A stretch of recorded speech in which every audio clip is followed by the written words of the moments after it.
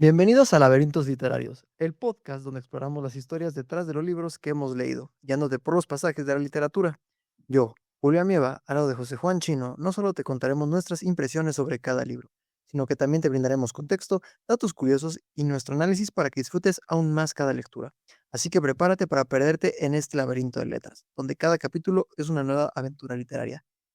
Chino, muy buenas tardes. ¿Cómo te encuentras ya del estado de voz que traes, eh? Ya yo infiero que ya fuiste al doctor, infiero que a lo mejor ya tomaste bastantes tés, infiero que a Bueno, lo al médico no tuve que ir no, porque no estoy enfermo, pero el mundial está dejando estragos en mí. para cuando salga este capítulo, ¿sigue el mundial o ya no? Sí, sí, sí. Ah, no. No, ya estará acabado de lejos. Uf, entonces, México campeón. Pero mira, ¿por qué estás doxeando todos nuestros datos? ¿Cómo trabajamos? O sea, ¿no Pues, grabamos cada semana? no tenía que decir nada, pero al final creo que tu misma voz delata a la producción y al compromiso de este canal. Como si escucharan 2 espías. Pero bueno, ¿Cómo te encuentras? muy bien. Sobre eso, bastante bien, muy contento. Me da gusto que esta temporada ya agarró una dinámica en la que parece que no va a tener fin, y eso me alegra bastante. Perfecto, pues ahora tenemos preparado, a mi parecer, un nuevo, bueno, siempre tenemos preparado un nuevo episodio. Creo que este ha sido algo distinto, ¿no? Ya si hacemos como un recorrido a través de todos los libros que hemos leído en esta temporada, creo que tú dime si estás conmigo o estás, bueno, tienes una opinión diferente, pero siento que este libro es algo distinto, ¿no? O sea, tiene algo que no, ¿Distinto en qué sentido? bueno, en la complejidad de esta lectura, a comparación de otros, digo, ya venimos de la Odisea, tuvimos a Damian de Hermann Hesse, hemos tenido como distintos libros con cierta dificultad, pero siento que este, a mi parecer, y ya lo comentaremos, tiene como su característica, por el autor que lo escribe. No sé si estés de acuerdo o no, Sí, pero creo que nos hace falta leer más al respecto. O de sea, este autor. entiendo lo que te refieres, pero yo no lo diría que por esta obra en específico, sino por el autor. Okey, Y yo no lo percibí tanto, o sea, a ver, para mí es un gran libro, sí, pero no percibí esa complejidad o que la que tú estás haciendo referencia en este libro. Sí, en cuanto a las reflexiones, sí, en cuanto a la forma de plantearlas, sí. pero bueno, ya lo Ya veremos. hablaremos, okey. Pero bueno, antes de empezar, me gustaría romper un poco el hielo preguntándote, ¿cuál ha sido la decisión más ridículamente simple que has sobrepensado hasta el punto de paralizarte por completo? Saludar a alguien, yo creo. Saludar, o sea, decidirte si saludas a alguien, Es que pasa a un ex. no, o sea, que pasa que a veces a lo mejor, platicaste con alguien en una fiesta, ¿no? Pero que fueron como 5 minutos, pero estuviste como en ese momento. Que no sabes si se acuerdan de ti, ¿no? Ajá, justo, como que, oye, ¿se acordará de mí o lo saludo o no lo saludo? Como que esa parte de tanto sobrepensar que dices: "No, ya mejor no", o ya inclusive cuando piensas saludarlo ya no está, ¿no?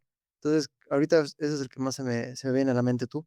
¿Qué es lo que has sobrepensado tanto que sea como algo muy Ninguna. Soy una persona que sobrepiensa. no? Ojojoy, mucha gente te aplaudiría por eso, porque No sé, pues a lo mejor, sí, empezar un podcast.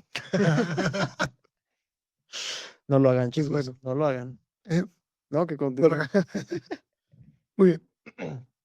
Empecemos. Hay libros donde el protagonista te cae mal porque está mal escrito.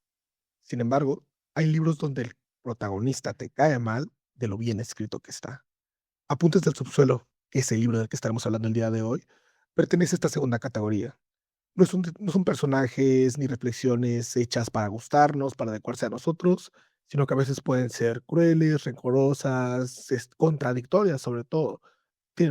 Puede tener un toque de soberbio cierto personaje, quizá incluso ridículo.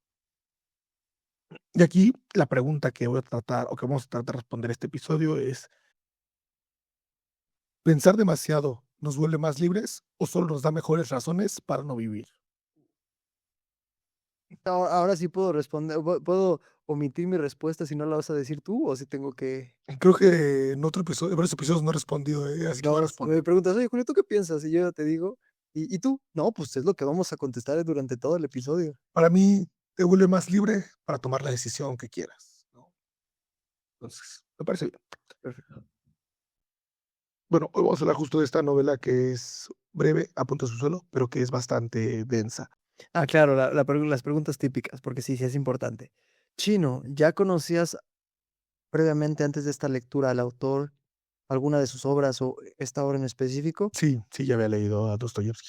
¿Cuál habías leído? Todavía no mencionamos que es el autor, pero es Dostoyevsky. ¿Cuál había leído? El idiota, Apuntes al subsuelo, ya lo había leído. Oh, ok, entonces ya tenías más Ajá. experiencia con ese autor. Sí, tú. Solo lo había escuchado, nunca había leído alguna obra de él. Ya ves que en algún punto, bueno, queremos incluir, si es que se puede, Orgullo y Prejuicio. No, perdona, Crimen y Castigo. Sí, Crimen y Castigo, pero no, creo que jamás me había adentrado. Inclusive creo que hasta no lo subestimaba, pero sí no dimensionaba qué tanto podía ser el estilo con el que escribe, al menos en este libro. Entonces, Eh, sí, no, yo cuando lo conocí con Apuntes del subsuelo, porque fue el primer libro que leí, se catapultó a mi top. O sea, de partir de ahí sí me interesó bastante. Y quiero leer mucho más de él, o sea, hay tantas obras por leer. Tengo Diario de un escritor también, que es como un compendio de sus cartas y publicaciones. ujú. No lo cuento aquí porque no lo he leído todo, pero he leído partes muy importantes para de hecho, lo leí para Puntos de Suelo, ¿te acuerdas que leí parte de Diario de un escritor? Sí, sí, para su biografía, ¿no? ¿Y la traes? Sí. Perfecto. Antes de meternos de lleno al libro, vale la pena bastante ubicar la historia de Dostoyevski. Esto justo creo que nos va a ayudar mucho más a entender el por qué las reflexiones de las que hace y el por qué toca los temas que toca, ya que ha habido bastantes cosas y bueno, no me quiero adelantar, pero bueno, vamos viéndolo. Dostoyevski fue un escritor ruso del siglo XIX, nacido en 1821. Sin duda es uno de los grandes nombres de la literatura universal. O sea, creo que aunque nadie haya leído jamás un libro, les suena el nombre de Dostoyevski. O una de sus obras, básicamente.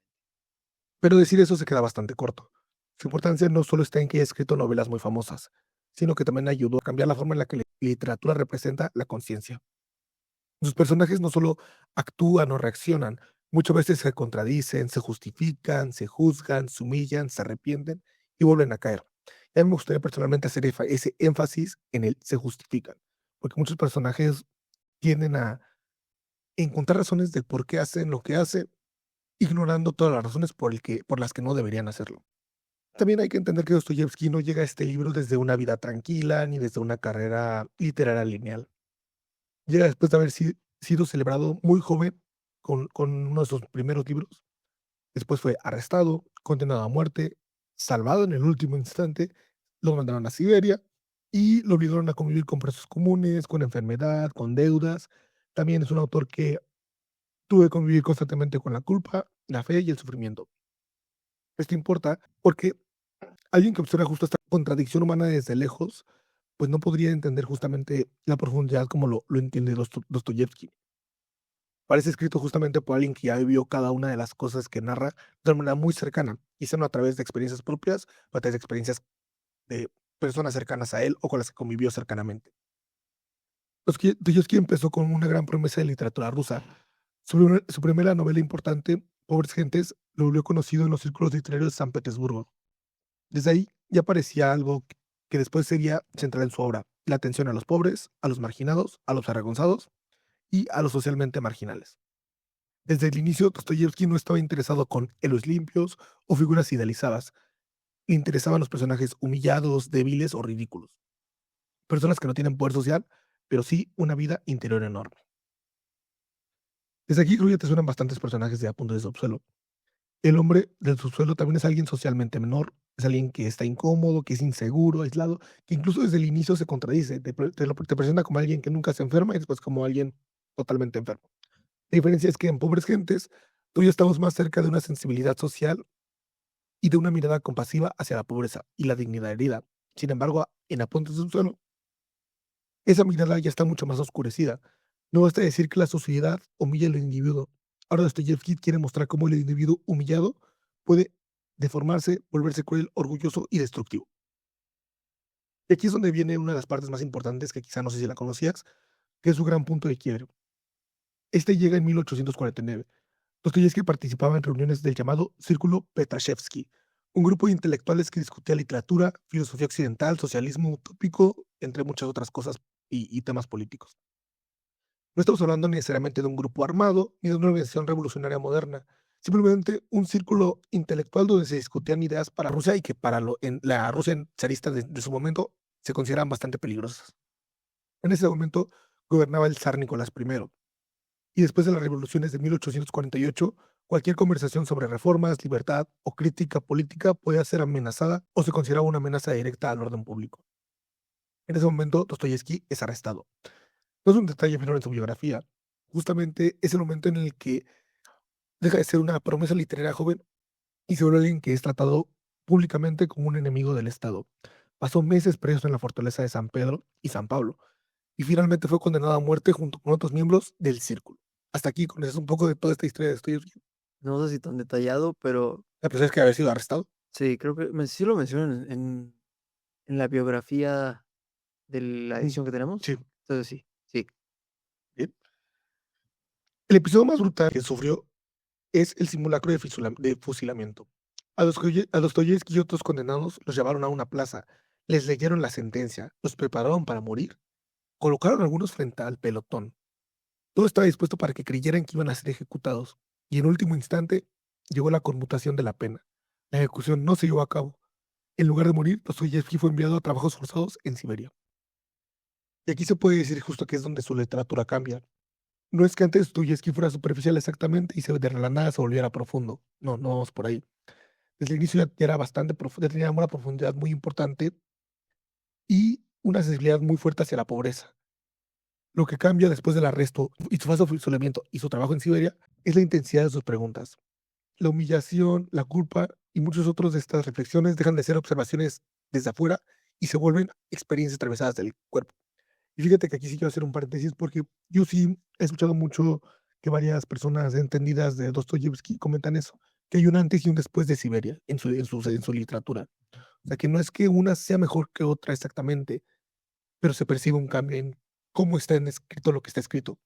Y quizá tiene que ver mucho con eso, con que antes era lo que él reflexionaba desde afuera y posteriormente se volvió lo que reflexionaba tras haber vivido todo lo que vivió. De hecho, ahorita que lo comentas, Chino, me hizo como mucho ruido sobre cómo hay para ciertos artistas un cambio, ¿no? A veces hay un antes y un después. Ajá, Aquí en este caso hay un pintor, no sé si lo ubiques, que se llama Francisco de Goya. sí, Él, básicamente, sus primeras obras eran pues más, con más brillo, más luz, pero lamentablemente a cierta edad él pierde bueno, queda sordo por una enfermedad y desde ahí todas sus obras empiezan a ser o tienen toques más oscuros y más críticos. Reflejaban la decepción con la sociedad y la política de su tiempo. Estamos hablando que fue igual en el siglo que XVIII, básicamente. Entonces, ¿cómo llega a cambiar algún acontecimiento? Afecta, ¿no? A este tipo de personas que se dedican a plasmar cierto, ya sean a través de la pluma, del pincel, de algo por el estilo. ok, sí, sí, pues, definitivamente yo creo que algo debe cambiar en su psique o en su interior y que se va reflejado en sus obras.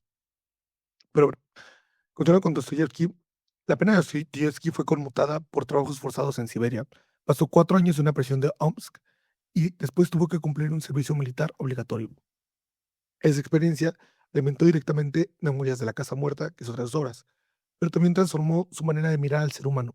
En Siberia, Dostoyevsky convivió con presos comunes, asesinos, ladrones, campesinos, hombres violentos y hombres rotos, personas que no cabían fácilmente en categorías de buenos o malos.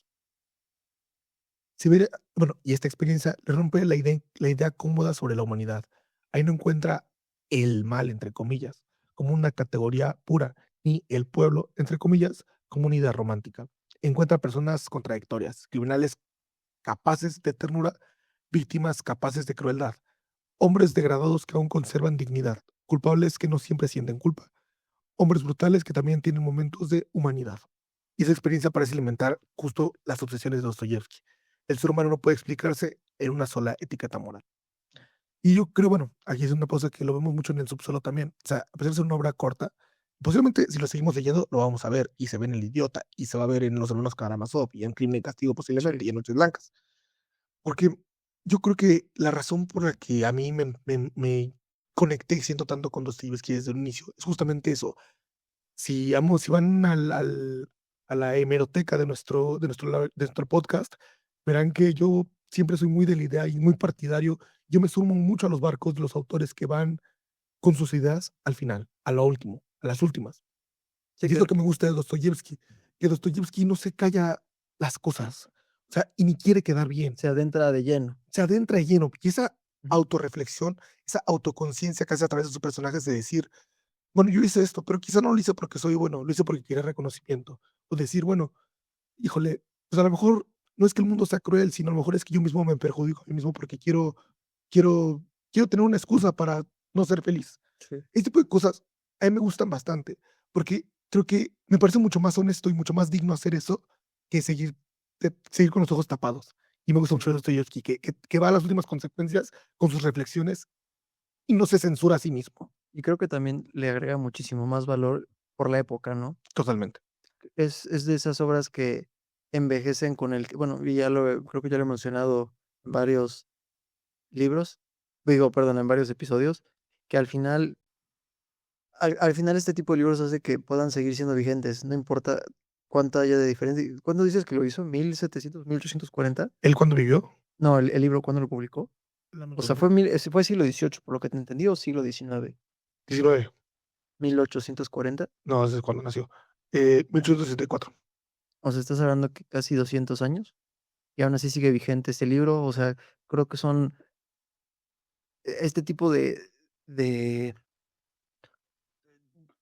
de pensamientos o de crítica que hace Dostoyevsky al humano sigue vigente justamente porque son cosas que hace el humano todavía, ¿no? Ujú. Y Mm, así como fue lo que hablamos de la Odisea, ¿no? ¿Por qué sigue tan vigente? Porque básicamente desmenuza al ser humano. totalmente. Sí, estoy totalmente de acuerdo. Y no solo este, creo que en general el autor es lo que hace en sus obras. Con esto justamente llegamos a Apuntes del Suelo. Esta novela concentra muchas de las obsesiones en un solo personaje. El hombre del subsuelo no es solamente un hombre aislado, es una conciencia enferma en sí misma. Es alguien que defiende su libertad, pero usa esa libertad para destruirse. Y aquí Dostoyevsky plantea algo muy interesante. Es la pregunta o la reflexión que hace es si el humano tiene la capacidad de decidir o la libertad para decidir, decide siempre lo que es mejor para él. Y eso me encantó, porque la respuesta para él entendería que es no. O sea, que el humano, nosotros, no siempre decidimos lo que es mejor para nosotros conscientemente. Básicamente, que queremos hacernos daño. Que nos gusta el autosabotaje, O sea, ajá. Pero obviamente es más profundo, ¿no? O sea, te dice que también tiene que ver con sentir una libertad por la elección, ¿no? O sea, sí, el no sentirse que alguien te está controlando, que tú tienes el propio control de tu vida, tan así que puedes dañarte como una prueba de que tienes control de tu vida y de como tus elecciones. como que no nos o sea, como esa parte de es que queremos que sea todo de colores, ¿no? Pero al final es uno mismo Ujú. quien se pone el pie porque sabe que y creo que también lo menciona, digo, ya adentrando un poco más al libro, menciona que por más que el autor busque, digo, el humano, busque la felicidad, no lo va a encontrar, ¿por qué? Porque al final realmente está dispuesto a autosabotarse para sentir algo, ¿no? Al final. Entiendo, sí. Sí, y bueno, después de Siberia, de su experiencia en Siberia, algunos de los temas que cobran mucho más fuerza en Dostoyevsky son la fe, la culpa y la redención. Pero no hay que entender esto como si sus novelas se volvieran sermones religiosos. Simplemente que la fe nunca aparece como tranquilidad, aparece como combate. Sus personajes no llegan a la fe caminando en línea recta, llegan arrastrándose, dudando y cayendo. En ese sentido, lo mismo, el hombre de su suelo es especialmente interesante porque parece estar antes de cualquier redención. Es alguien que tiene conciencia de su caída, pero no tiene la humildad necesaria para salir de ella. Entiende su enfermedad moral, pero no acepta curarse porque curarse implicaría renunciar al orgullo que lo sostiene. También hay que sumarle la enfermedad a la historia de Dostoyevsky. Dostoyevsky vivió marcado por la epilepsia, y también importa porque en su literatura el cuerpo nunca es un simple vínculo. Sus personajes no son ideas flotando en el aire, tiemblan, sudan, se enferman, se desmayan, viven por todo físicamente. En Dostoyevsky, pensar también ocurre con el sistema nervioso. Por eso sus novelas se sienten tan intensas, porque las ideas no están separadas del cuerpo. Finalmente, uno de los temas o de las cosas más importantes de Dostoyevsky también fueron sus problemas económicos. Vivió muchas veces bajo presión. Deudas, urgencias editoriales, obligaciones familiares, problemas con el juego, necesidad constante de publicar. Y esto tampoco es un simple dato biográfico, ayuda a entender la sensación de urgencia en su escritura. Dostoyevsky no escribe como alguien que ordena tranquilamente todas sus ideas desde una torre de marfil. Muchas veces escribía contratiempo, contra la deuda en contra de la enfermedad y contra su propia vida desordenada. Y simplemente creo que esta urgencia se nota o se palpa muchas veces en todos sus personajes. Muchas veces hablan como si cada frase fuera una confesión, una defensa, un ataque o una última oportunidad, básicamente una última bala. El narrador de Apuntes del Suelo habla así, interrumpe, se contradice, se burla de sí mismo, se adelanta a las críticas, se acusa, se justifica, pero vuelve a empezar. No parece un discurso pulido, parece conciencia peleándose consigo misma en tiempo real. ¿De qué te ríes? Ah, sí. ¿Tú, tú crees que una experiencia así vuelve a alguien más compasivo, más oscuro, con más cosas? Todo lo que te acabo de decir que vivió. Pues, Es que al final yo creo que es una combinación, ¿no? ujú. Porque, como dicen, a veces hay una delgada línea que puede separarlo, pero que es muy fácil de cruzar. Entonces, podrías llegar a la compasión, sí, pero también no, o sea, si das como un paso de más, llegas al otro extremo, ¿no? Entonces, creo que aquí es al menos enfocándolo en Apuntes del Subsuelo, yo siento que es una mezcla de todo. O sea, no veo como que haya más de un lado que del otro, ¿sabes? Sí, estoy de acuerdo. Y aquí, fíjate que hablando del hombre del subsuelo, Dostoyevsky muchas veces a estas preguntas a esta pregunta que te hago, no sale con una respuesta fácil, sale con mejores preguntas. Una de las más incómodas que yo percibo es justo la que comentamos un poco. ¿Qué pasa cuando una persona entiende su miseria, pero aún así prefiere quedarse en ella? La dejo ahí sobre la mesa. Lo siento. Nada, pues. Algunas de sus obras clave son Crimen y Castigo, El Idiota, Los Demonios, Los Hermanos Karamazov, Murias de la Casa Muerta y bueno, esta última, Pontes del Subsuelo. Y este es en general quién es el autor de esta obra.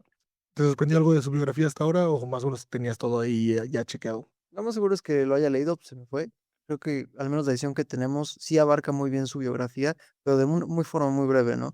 Entonces, creo que al menos ahorita que lo veo, creo que vale la pena leerla así como, o sea, en orden, ¿no? Está primero su bibliografía, luego está la obra, pero yo creo que estaría mejor también volver a leer su bibliografía después de haber terminado el libro, ¿no? Para entender realmente, eh, a lo mejor, más bien, comprender de una mejor manera cómo impactan ciertos acontecimientos que ya comentamos en la obra. Y como si a lo mejor puedes detectar eh, ciertos pensamientos que afectaron al libro, ¿no? Claro. Y bueno, esta obra está dividida en dos partes. Primero tenemos el monólogo del subsuelo y después la parte del oficial. En la primera parte, la novela abre con una de las presentaciones más agresivas de la literatura. La novela empieza con una presentación muy interesante. Empieza con un personaje que se describe a sí mismo como un hombre enfermo, rencoroso y desagradable. Desde el primer párrafo ya empieza a contradecirse, perdón.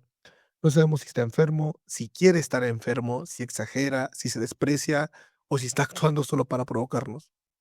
Queda claro que no estamos ante un narrador transparente. Quiere controlar cómo lo vemos, quiere humillarse antes de que otros se humillen. Y esto en la biografía lo hacíamos énfasis, ¿no? Como muchos de los personajes se quieren adelantar a las críticas. Es como, antes de que tú me hagas daño, yo me lo hago a mí mismo porque tengo esa libertad. Quiere mostrarse miserable, pero también superior por ser capaz de reconocer su miseria. Sí. Y bueno, ahí está la contradicción, ¿no? Y desarrolla su crítica principal, que la comentamos. El ser humano no actúa siempre conforme a la razón o al beneficio propio. Incluso si alguien pudiera calcular exactamente qué le conviene, podría rechazarlo solo para demostrar que sigue teniendo voluntad. Para el hombre del subsuelo, una felicidad perfectamente organizada sería insoportable si elimina la posibilidad de contradecirla.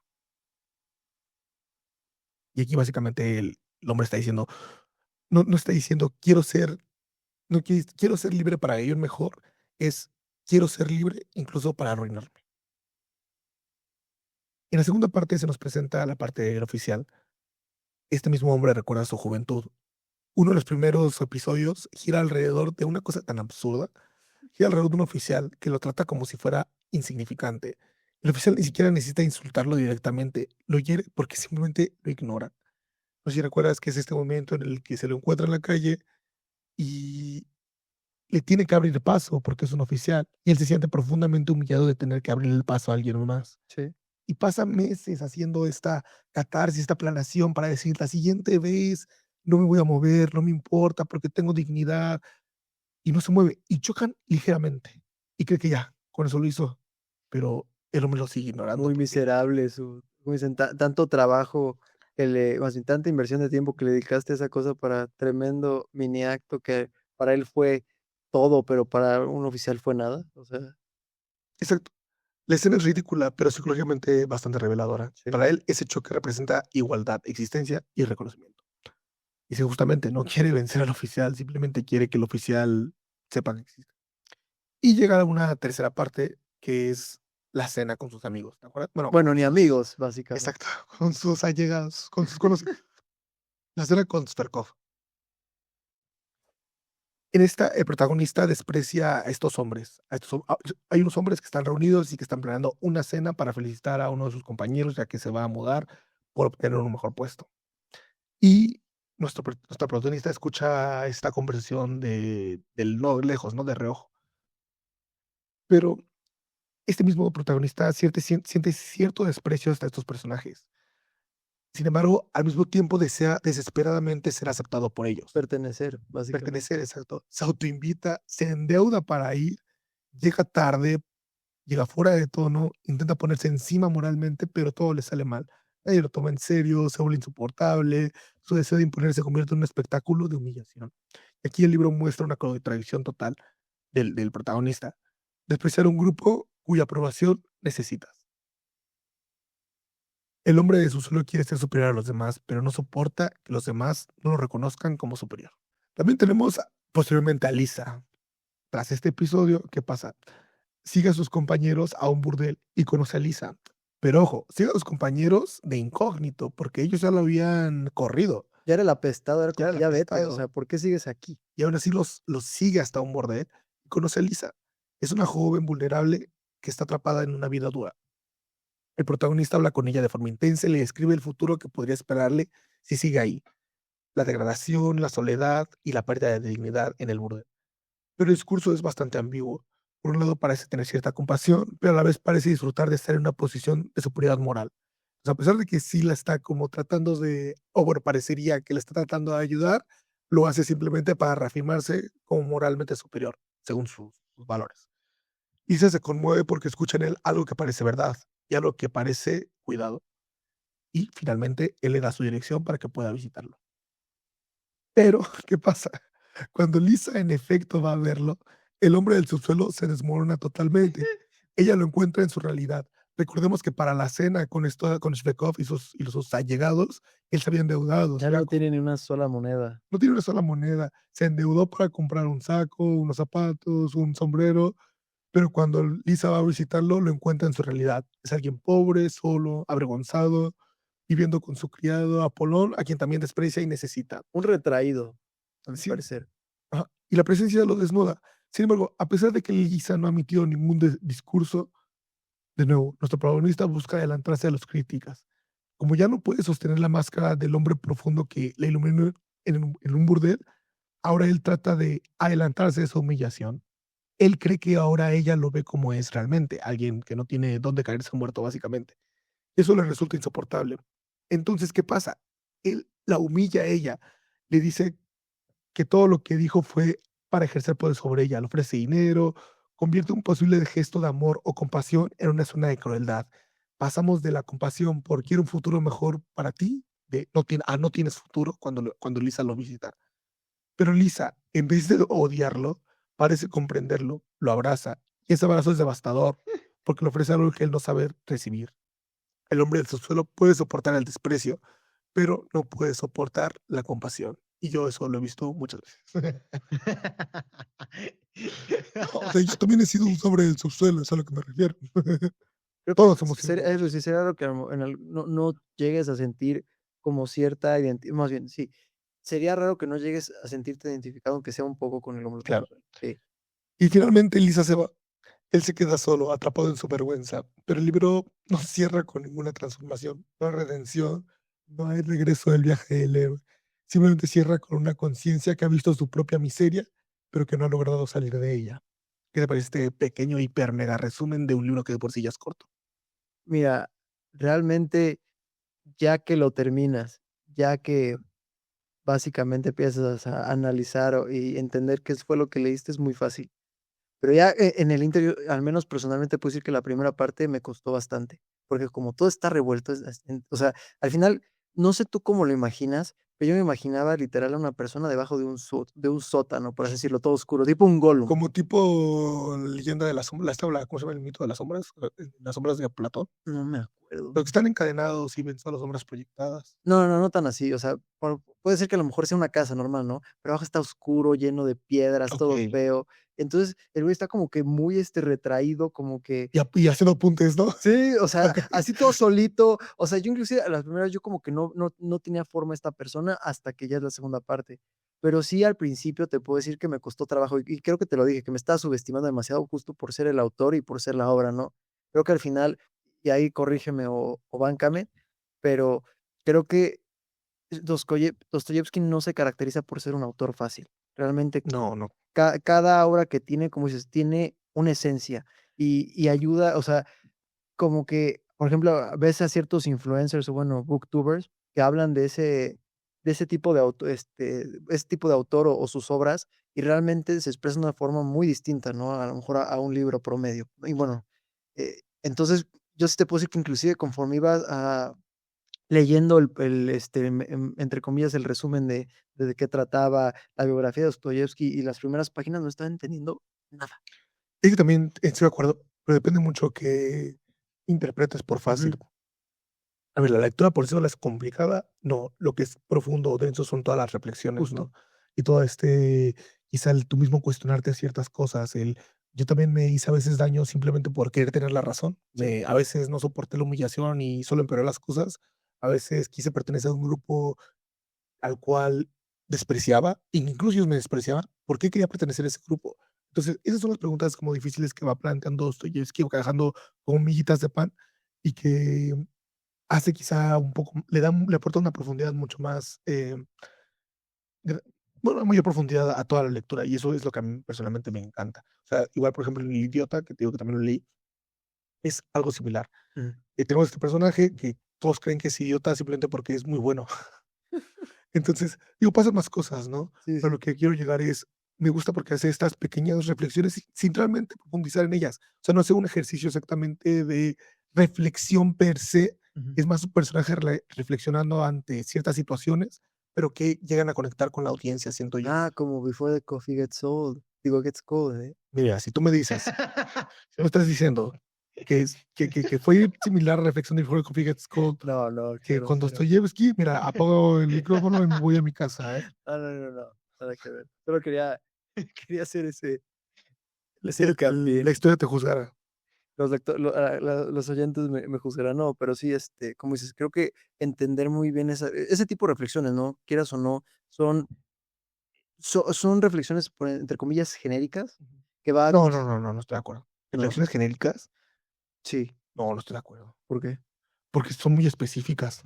O sea, te puedas identificar o que se pueda trasladar a una situación más amplia, estoy de acuerdo, pero no parecen reflexiones genéricas, para nada, están demasiado aterrizadas, demasiado baja, o sea, genéricas sería como, ¿qué es el bien? No sé, o ¿qué es el mal? O ¿está bien esto? Y no, yo creo que profundiza mucho más. Tan así que creo que pocas cosas se pueden, o no sé si juzga como buenas y malas, sino le aporta un escalón más de profundidad en el sentido de realmente alguien que hace esto, podría hacer aquello, teniendo esto en cuenta, solo se me parecen genéricas. No lo definiría como reflexiones genéricas. No sé, o sea, creo que al final el tema de libre albedrío, sí, la felicidad, el con Esos son temas genéricos, ujú. pero no las reflexiones. O sea, no solo te dice qué es el libre albedrío así Ah, ampliamente. no. O sea, eso te digo, eso sería más Más bien. bien, entonces sí, reformulo, no es que las reflexiones sean genéricas, más bien algunos temas son hasta cierto punto genéricos. ¿Pero sabes qué? Chino, ni me acuerdo realmente a dónde iba con esto, o sea, me cortaste muy tajantemente y por eso ya ni me acuerdo, o sea, a lo que Pero iba. tampoco siento que esos temas sean genéricos. No, bueno, está bien, en fin. Es fácil quizá en cuanto a o sea, no es como, por ejemplo, Señor de Soledad, que No, tiene muchas palabras muy comple bueno, o sea, no sé, por lo menos para mí, que lo leí hace años, cuando lo leí, no conocía la mitad de las palabras, y eso le da cierta complejidad. a la misma lectura, o el hecho de que esté escrito de corrido, ¿no? ¿A qué voy con eso? No tiene una complejidad per se en cuanto a la manera en la que está escrita, sino por las reflexiones que hace y por los temas que toca.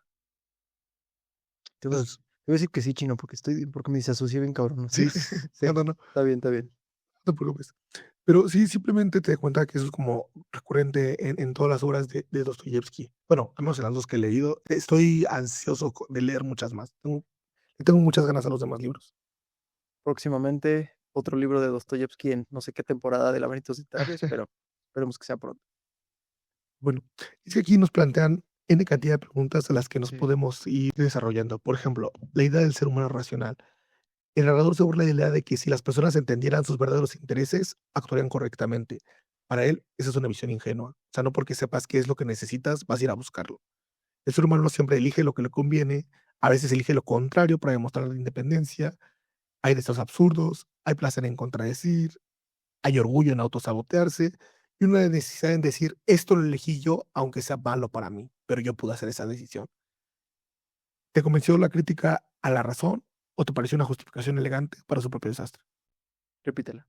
Simplemente, pues, saber si tú también estás de acuerdo en ese sentido de que muchas veces elegimos lo que no nos conviene a pesar de saber que nos va a hacer daño. Totalmente. O sea, creo que eso sí estoy muy de acuerdo. No sé, ya ejemplo burdo, ¿no? A lo mejor hacemos ciertas actividades que pueden dañar a un mediano o largo plazo nuestro cuerpo. No sé, consumimos, no sé, la comida chatarra, quieres verlo así, ¿no? Creo que es a veces de los temas que a veces hablamos aquí. Tú sabes que a lo mejor, no sé, comerte una pizza entera y después las alitas y no sé, algo más, pues al final sí tiene su premio, entre comillas, en el instante, ¿no? Pero después, al final no, o sea, a lo mejor realmente no es algo que necesite tu cuerpo, pues no sé, no es tanta proteína, no es es más carbohidratos, azúcar, lo que tú quieras, ¿no? O sea, creo que al final entendemos esa parte de cómo podemos autosabotearnos, pero hasta eso nos justificamos, ¿no?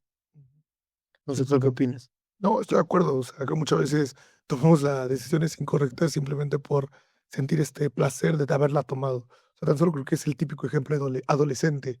De decir, no voy a hacer lo que mis padres quieren Sí, o que lo que me dicen, no porque no crea que tengan la razón, simplemente por llevarles la contraria. sí. O sea, que dices, es que te va a hacer mal. El típico, abrígate.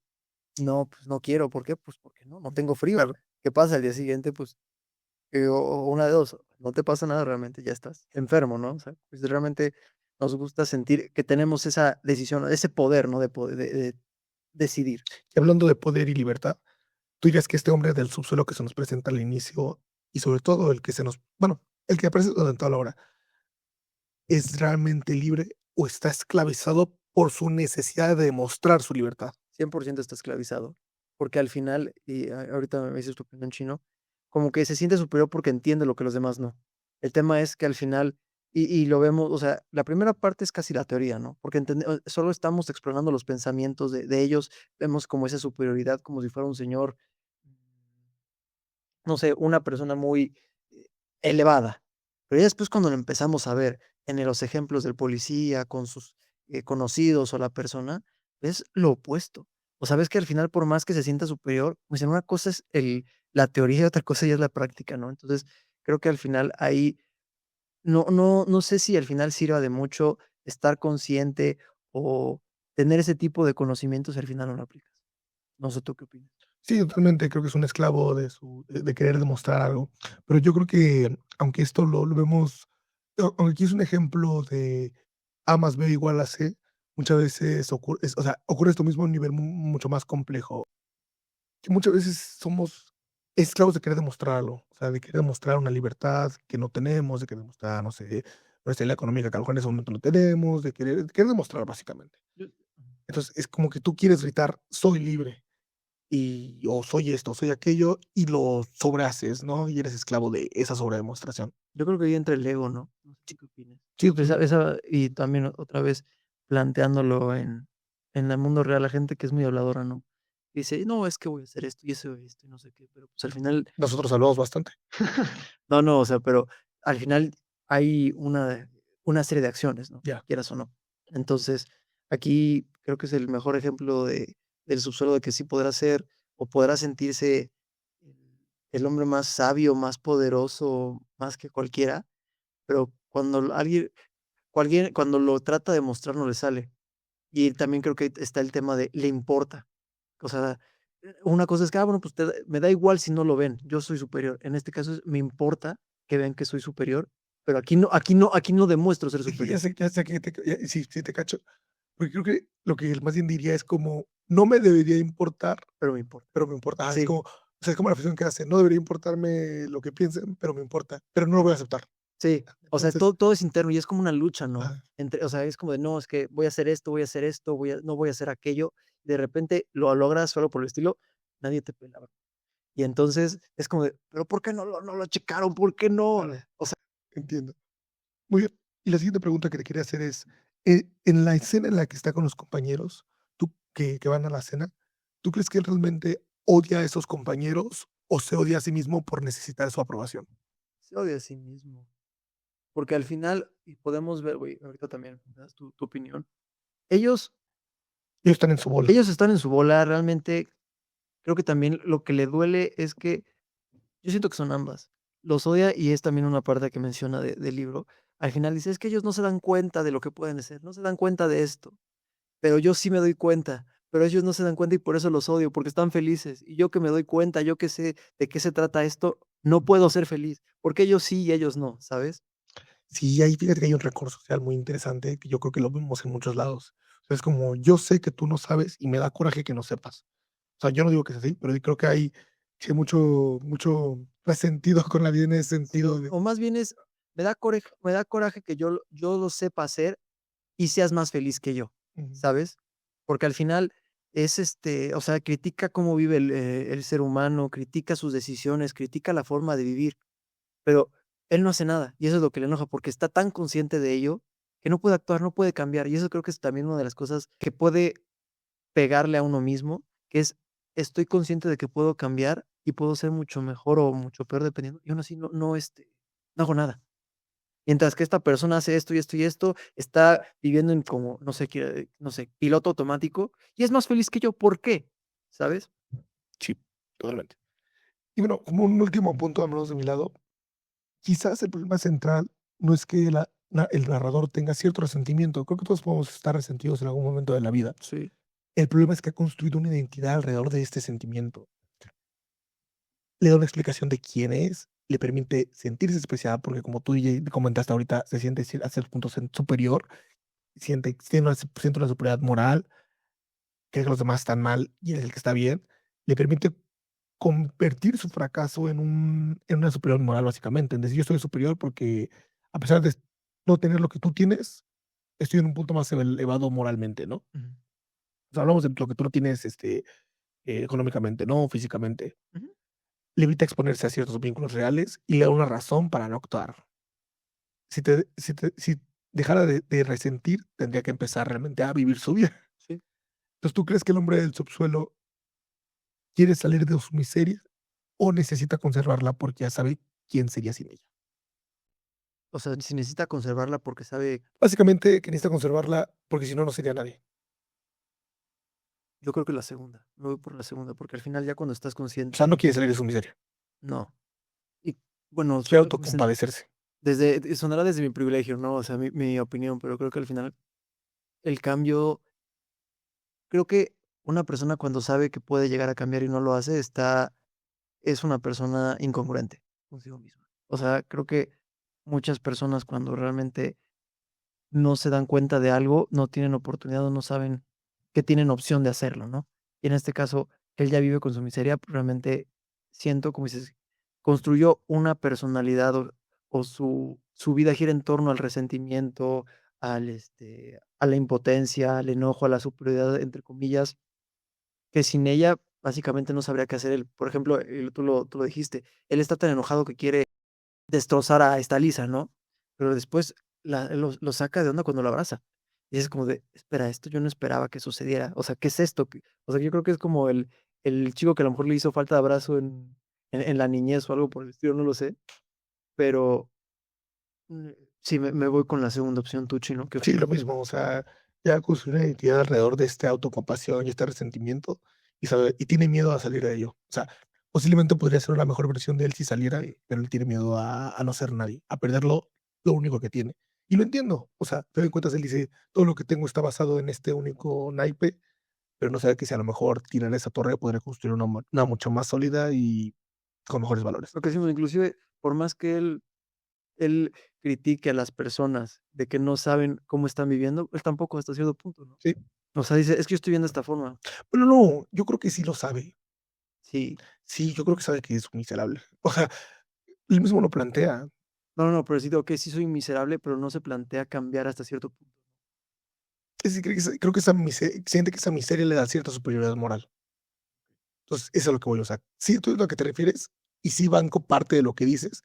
O sea, que a final de cuentas ni es tan autoconsciente, porque a final de cuentas no logra salir de ahí, pero creo que esa autoconciencia lo ha llevado a decir, sabe, a decir: "Esto me da una excusa para no actuar".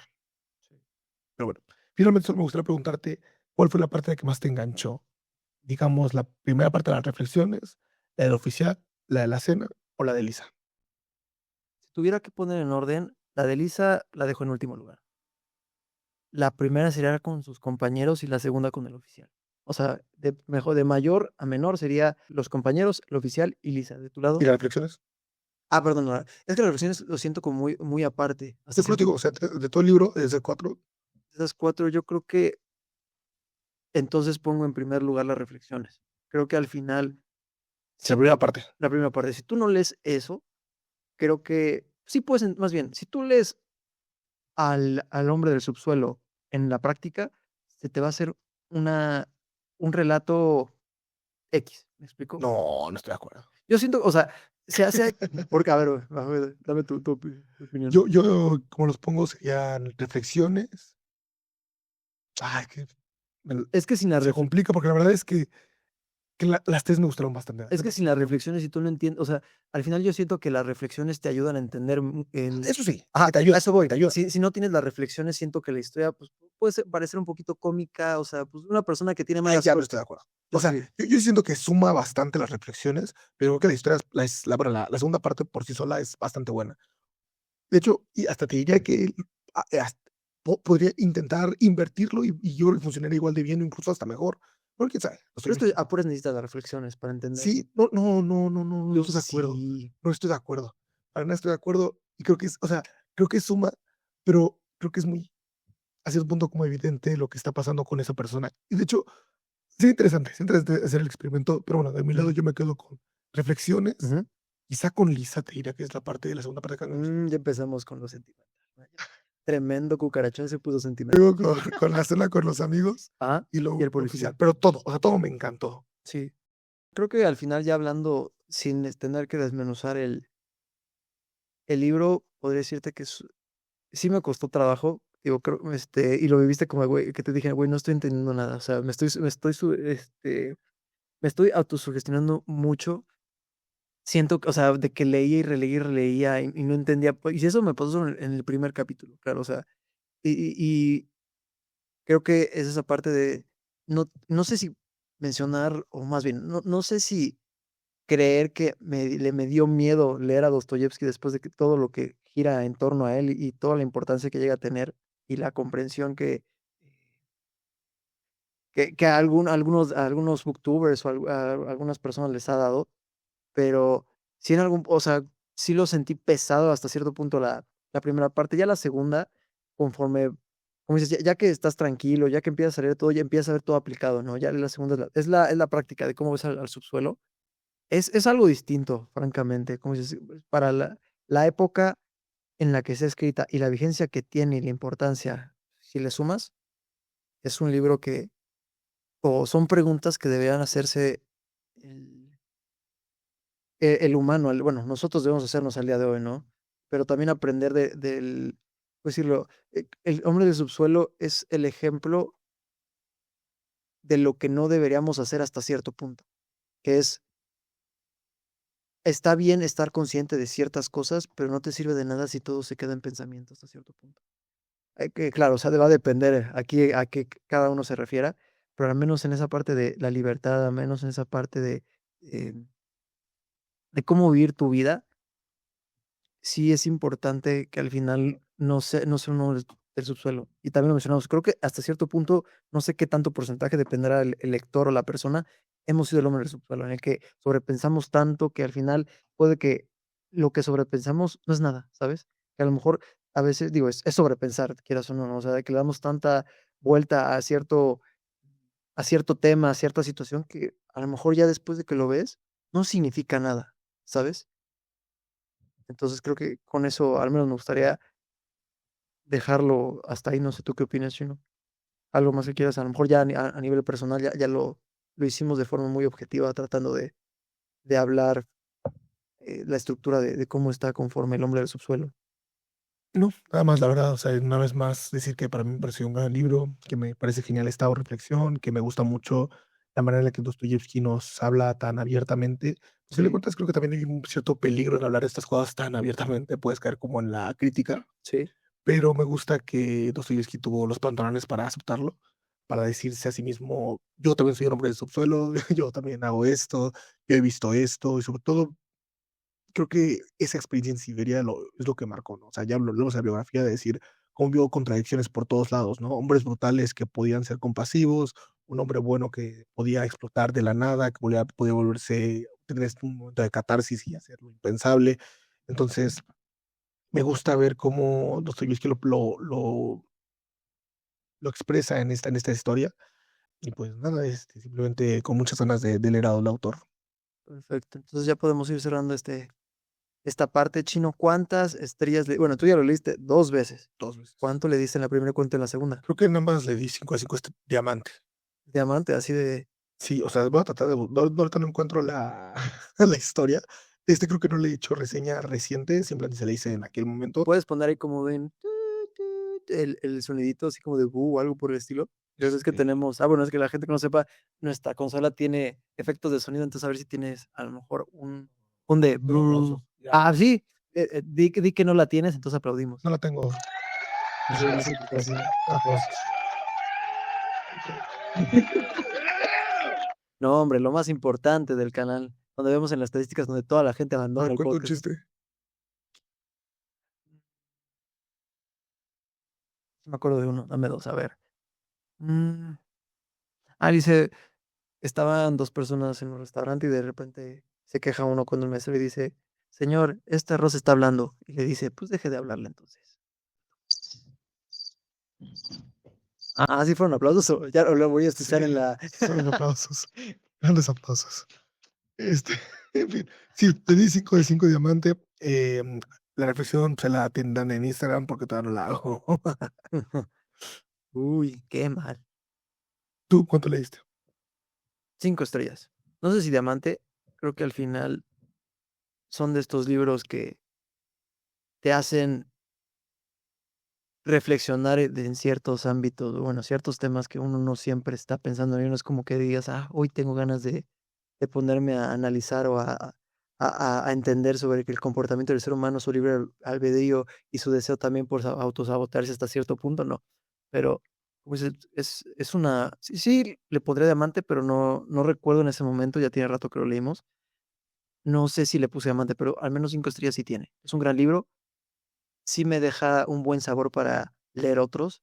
Inclusive, no sé, esperemos ya tener, no sé, El Idiota o Crimen y Castigo, Los hermanos Karamazov. los hermanos Karamazov, que también he escuchado, creo que es el más importante, Yo ¿no? creo que es el más importante. Yo hubiera creído que era Crimen y Castigo, Yo creo o que no los sé hermanos si, Karamazov es un poco más importante. guau. Pero bueno, mira, en algún lejano 24 de noviembre de 2020 puse, preferimos el libre albedrío sobre la razón y la conveniencia. ¿Y ya? Es que en ese entonces era más penoso. Solo puse, preferimos el libre albedrío sobre la razón y la conveniencia. Esperando a que tu crush te conteste, ¿no? Tú así sobrepensando. 2020, no, en ese entonces no tenía. Bueno, sucede, ¿no? En fin, entonces, Chino, ¿a quién le recomiendas este libro? Más bien, ¿por qué lo escogiste? No te pregunté eso. Porque sí, Yo, lo escogiste. justo porque ya lo había leído y las reflexiones que hacen me parecen interesantes. Yo sé que querías leer al autor, me gusta y quería compartirte esta primera impresión que yo tuve. O sea, como este fue el primer libro para mí y me gustó bastante. El idiota también me gustó, pero es más largo, más denso. Ujú. Pues lo vi adecuado para que te acercaras al autor y también Gracias. se me hace muy interesante para el podcast. Sí, sobre todo porque como tiene estas reflexiones tan interesantes en un formato tan pequeño, o sea, de nuevo, es corto el libro, pero muy denso. Quería saber o experimentar si las respuestas que tuve hace 6 años son las mismas a día de hoy. Y algunas sí, algunas no, pero es lo bueno de esta vida, ¿no? Empiezan a ver grises. Bueno, es que la de grises hay No, tú sabes que yo no soy de grises, pero puro blanco y negro, entonces. blanco y negro. On, off, on, off. On, off, pero algunas se fueron de on a off y otras no. No, está perfecto. Entonces, ¿a quién le recomiendas Apuntes del Subsuelo? Yo creo que sí sería ideal para alguien ya mayor de edad. O sea, no por los temas, o sea, simplemente creo que es cuando ya empiezas esas preguntas te empiezan a calar mucho más, cuando realmente como que tienes esta reflexión sobre la identidad, sobre quién eres, sobre qué eres, pero ya a un nivel más profundo, porque ya no solamente dices: "Soy esto", es: "Quisiera ser esto", o "No siempre soy esto", o "Aparento ser esto". Entonces, eso para mí es muy denso y muy duro y nada, lo diría así, o sea, no porque toque una temática así que solo sea más 18 simplemente creo que es el momento ideal, y de que aquí en adelante a cualquier persona, o sea, no, dije, lo leí hace 6 años, ¿Cuántos años tenías en el 2020? 2020 años. Ah, sí, tienes razón. Bueno, ese ya tenía 21, No, te decir 21. Ajá. doxeándome otra vez. Pero, pues bueno, simplemente sería como mi única, quizá, recomendación. De nuevo, no es que diga, nadie de 15 años lo puede leer, no, o sea, también, solo creo que sería el lector ideal de Lo hemos 18 hablado, años. ¿no? Que al final, conforme vas cambiando de edad y vas releyendo un libro, va Claro, cambiando es como sí, una serie. como quizá deberíamos de releer el de El viejo y el mar. Fue el segundo que leímos en este club de lectura oficial de 2 Es personas, verdad, y siento que ahorita que lo mencionas, no le di tanta importancia como la primera vez, ¿sabes? O sea, claro. como que a veces pasa que, como dices, hay varias formas de querer leerlo. La primera es, como dices, es una historia, Sí, pero con yo cuando me obsesioné con leer mucho, o sea, mucho, pero por leer, o sea, leer por cantidad, leer, ¿no? yo estaba muy en contra de las relecturas, o sea, como que decía: "Es que, pues, estoy perdiendo mi tiempo". Yo también, ajá.